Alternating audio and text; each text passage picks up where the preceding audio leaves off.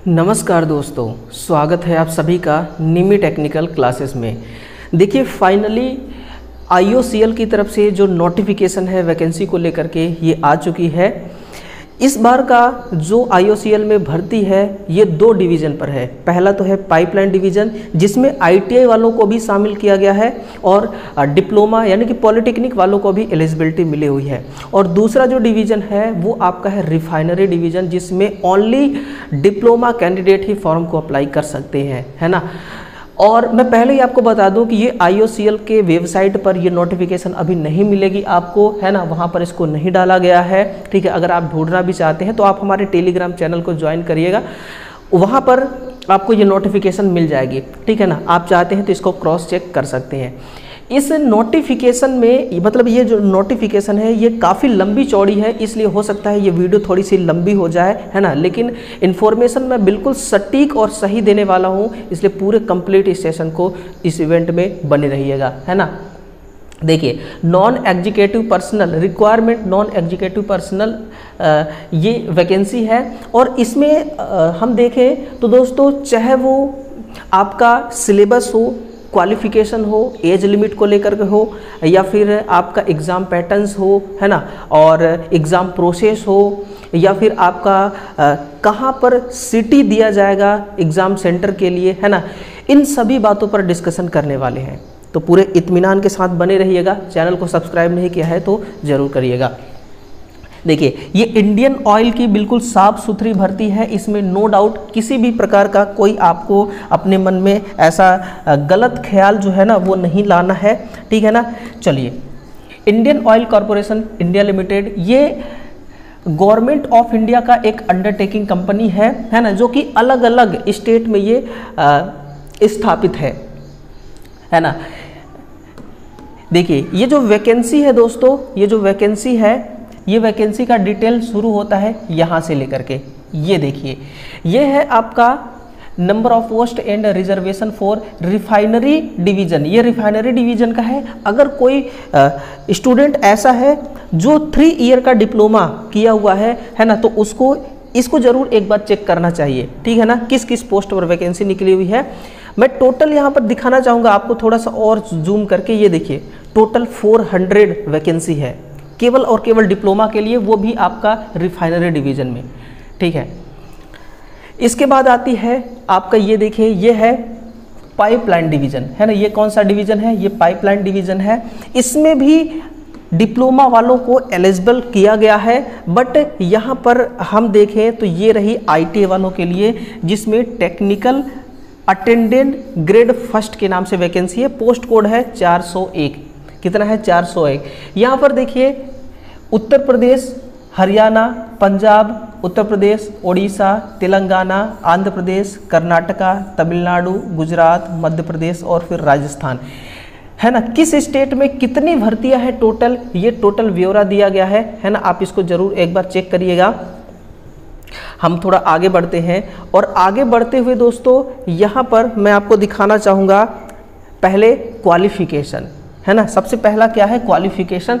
तो देखिए क्वालिफिकेशन यहाँ पर किसी भी प्रकार का एक्सपीरियंस नहीं मांगा गया है, पहले ही मैं आपका डिक्लेयर कर देना चाहूँगा। ठीक, क्वालिफिकेशन किसके लिए हम देख रहे हैं। चलिए एक बार हम जूनियर इंजीनियर यानी कि जो आपका ये रिफाइनरी डिवीज़न वाला था इनके लिए देख लेते हैं। तो 3 ईयर का डिप्लोमा होना चाहिए केमिकल इंजीनियर में, पेट्रोकेमिकल इंजीनियर में, या फिर केमिकल टेक्नोलॉजी में, या रिफाइनरी एंड पेट्रोकेमिकल इंजीनियरिंग में, है ना।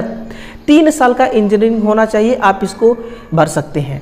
ठीक, थोड़ा सा आगे चलना आप, तो यहाँ पर आपको मिलेगा, कहाँ गई आपकी, है ना, जूनियर नहीं, यहाँ पे नहीं है, ये रही आपकी, है ना।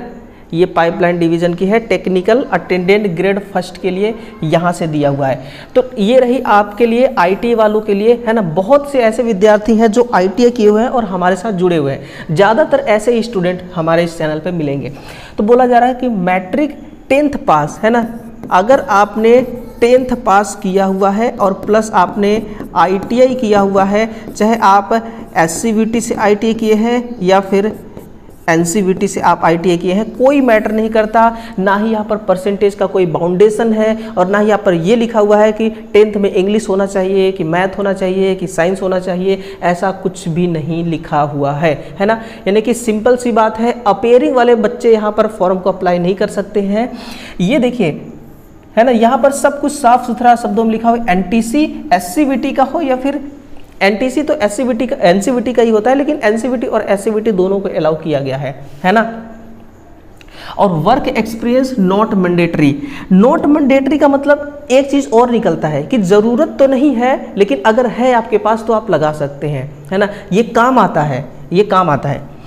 अब आपके मन में एक और डाउट आता होगा कि सर आईटीआई तो हमारा है, बट किस किस ट्रेड को यहाँ पर एलिजिबल किया गया है, तो वो देखिए। इलेक्ट्रीशियन के लिए टोटल 2 पद, इलेक्ट्रॉनिक मैकेनिक के लिए 2 पद, फिटर के लिए 2 पद, इंस्ट्रूमेंट मैकेनिक 2 पद, है ना। केमिकल प्लांट में इंस्ट्रूमेंट मैकेनिक 2 पद, मैकेनिस्ट मैकेनिक्स क्या लिखा हुआ, मशीनिस्ट मैकेनिस्ट, है ना। ग्राइंडर के लिए 2 पद है। फिर यहाँ पर मैकेनिक कम ऑपरेटर इलेक्ट्रॉनिक कम्युनिकेशन सिस्टम के लिए 2 पद है। फिर टर्नर वालों के लिए भी 2 पद है, वायरमैन के लिए भी 2 है, ड्राफ्टमैन मैकेनिक के लिए 2 है, और फिर मैकेनिक इंडस्ट्रियल इलेक्ट्रॉनिक्स के लिए भी 2 है ना। इंफॉर्मेशन टेक्नोलॉजी एंड ईएसएम के लिए भी 2 है, और मैकेनिक आरएसी के लिए भी 2 है, और मैकेनिक डीजल के लिए 1 है। तो टोटल कितना हो गया, जोड़ा जाए तो कितना हो गया, 1 2 3 4 5 6 7 8 9 10 11 12 13 दूना 26 1 27, टोटल कितना है 27 पोस्ट है।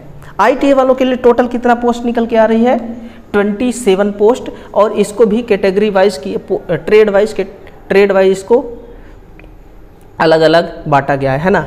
अब आपके लिए कौन सी चीज़ें इम्पोर्टेंट है उस पर बात करते हैं।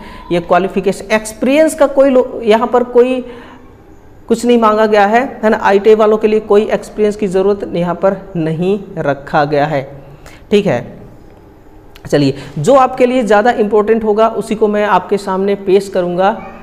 और मिनिमम एज लिमिट ये रही आपकी, ये देखिए, थोड़ा सा और जूम कर लिया जाए, है ना। वैसे ही हमारा बोर्ड जो है ये काफ़ी बड़ा है। एज लिमिट जो है इसको देखिए, मिनिमम 18 साल होना चाहिए और मैक्सिमम 26 ईयर होना चाहिए, जिसकी एज लिमिट की काउंटिंग जो होगा वो 31 जुलाई 2024 होगा, है ना। ये अनरिजर्व के लिए है। यहाँ पर ये भी देख लीजिए, अगर आप ST/SC हैं तो 5 साल का रिलैक्सेशन मिलेगा, OBC है तो आपको 3 साल का रिलैक्सेशन मिलेगा। यानी कि सेंट्रल गवर्नमेंट की जॉब है यार, सिंपल सी बात है ना। और जो सेंट्रल गवर्नमेंट के अधीन जितना भी रिजर्वेशन मिलता है वो सारे रिजर्वेशन आपको मिलेंगे, सारे अलाउंसेस मिलेंगे, सब कुछ यहाँ पर मिलने वाला है, ठीक है ना। चलिए, सिलेक्शन प्रोसेस आ गया। देखिए, ये रही सिलेक्शन प्रोसेस, कैसे कैसे इसमें आपको सिलेक्शन मिलेगा उसके बारे में सुनिए। ये रहा सिलेक्शन प्रोसेस। ये बोला जा रहा है सबसे पहले आपको कि भाई आपका CBT एग्ज़ाम हम लेंगे, CBT एग्ज़ाम के साथ फिर स्किल प्रोफिशिएंसी फिजिकल टेस्ट, जिसको SPP टेस्ट कहा जाता है। और ये जो SPP टेस्ट है ये केवल क्वालिफाइंग नेचर का है। आपका जो फाइनल मेरिट लिस्ट बनेगा वो CBT के बेस्ड बनेगा, है ना। और जो आपका objective type multiple choice question होंगे, ये कितने होंगे, तो ये 100 क्वेश्चन होंगे। हर क्वेश्चन 1 नंबर का होने वाला है। यहाँ पर टाइम अलॉट किया गया है CBT के लिए 120 मिनट, है ना। कितना, 120 मिनट यहाँ पर अलॉट किया गया है, ठीक है। निगेटिव मार्किंग का यहाँ पर कुछ भी ऐसा नहीं दिख रहा है। लेकिन अगर 1 से ज़्यादा शिफ्ट में एग्जाम हुआ तो नॉर्मलाइजेशन भी होगा, ठीक। सब्जेक्ट नॉलेज, यदि आप इलेक्ट्रीशियन से फॉर्म को अप्लाई करते हैं तो 75 क्वेश्चन आपका इलेक्ट्रीशियन ट्रेड थ्योरी से पूछा जाएगा। न्यूमेरिकल एबिलिटी से 15 क्वेश्चंस हैं। GA जनरल अवेयरनेस, ये क्या है, 10 नंबर का है ना, 10 नंबर का है। तो ये टोटल डिटेल्स भी इन्होंने शेयर किया है हमारे साथ, ठीक है ना। ये फुल इंफॉर्मेशन के साथ ये वैकेंसी को रिलीज किया गया है, ठीक है भाई। देखिए, और इम्पोर्टेंट इंस्ट्रक्शन में देखिएगा कि आप केवल एक ही पोस्ट पर फॉर्म को अप्लाई कर सकते हैं। अगर ज़्यादा करेंगे तो फिर आपकी जो ये फॉर्म है ये रिजेक्ट हो जाएगी, ठीक है ना। हाउ टू अप्लाई कैसे करना है, इनका वेबसाइट पर जा करके आप इसको अप्लाई कर सकते हैं। अप्लाई करने का जो डेट है वो मैं आपको दिखाना चाहूँगा ना। बहुत लंबी चौड़ी इनकी ये नोटिफिकेशन निकाला गया है। देखिए, टाइम वगैरह सब कुछ यहाँ पर दिया गया है, मैं आपको दिखाना चाहूँगा टाइम, ठीक है ना, 1 सेकेंड। टाइम यहाँ पर ये रही, टाइम से पहले डेट आ गया तो इसको देखिए। फॉर्म अप्लाई कब से होगा, तो 22 जुलाई 2024 से 10 बजे से इनका लिंक एक्टिव हो जाएगी और 21 अगस्त 2024 तक रात के 11:55 तक एक्टिव रहेगी। यानी कि एक महीना, पूरा एक महीना इनका जो है फॉर्म अप्लाई होगा, ठीक है। और tentative schedule for admit card जो है 10 नवंबर को निकाल दिया जाएगा। यानी कि सब कुछ ये पहले से ही फिक्स कर रखे हैं कि भाई कैसे कैसे क्या करना है ना। अब आ जाइए एग्ज़ाम सिटी पर। ये रही total exam city. Exam city देखिए कहाँ कहाँ पर है, विशाखापट्टनम हो गया, डिब्रूगढ़ हो गया, गुवाहाटी है ना, और है जोरहट, ये कहाँ पर पड़ती है, सिलचर है ना, मुजफ्फरपुर, पटना, रायपुर, दिल्ली एनसीआर में है, नोएडा, फरीदाबाद, गुरुग्राम, गाज़ियाबाद है ना, ग्रेटर नोएडा, ये दिल्ली एनसीआर में आते हैं। फिर है आपका अहमदाबाद, वडोदरा, अंबाला, रांची, बेंगलुरु, एमपी के भोपाल भी है ना, मुंबई, नेवी मुंबई में भी है, और फिर है आपका बहरामपुर, गंजाम है ना, फिर है आपका भुवनेश्वर, चटक, फिर है मोहाली, जयपुर, चेन्नई, हैदराबाद, आगरा, फिर लखनऊ है, प्रयागराज है ना, देहरादून है, दुर्गापुर है, सिलीगुड़ी है और कलकत्ता। यानी कि टोटल 30 एग्ज़ाम सिटी है। अब इसमें ऐसा नहीं कहा गया है कि आपको कहीं पर भी एग्ज़ाम देने को मिलेगा, इसमें आपको चूज करना होगा, है ना, आपको चूज करना होगा फॉर्म अप्लाई करते समय कि कहाँ पर। तो आप अपने घर से सबसे नज़दीक वाले सिटी को चूज करिएगा, ठीक है ना। तो ये रही, चलिए मुझे लगता है कि टोटल डिटेल्स आप तक पहुँच चुकी है ना, टोटल डिटेल्स पहुंच चुकी है दोस्तों। ये रहा इस नोटिफिकेशन का टोटल डिटेल्स, ठीक है ना। अब बताइए कोई भी जानकारी ऐसा लग रहा है कि सर छूट गई है आपसे, तो कमेंट सेक्शन में कमेंट करिएगा, वो इन्फॉर्मेशन भी मैं आप तक कमेंट सेक्शन के माध्यम से दे दूंगा, है ना। तो चलिए दोस्तों मुलाकात करते हैं अगले सेशन में। इसी प्रकार का न्यूज़ नोटिफिकेशन पाने के लिए आप हमारे चैनल को जरूर सब्सक्राइब करिएगा।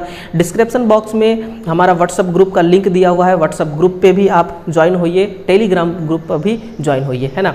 चलिए मिलते हैं अगले सेशन में, अपना ख्याल रखिएगा।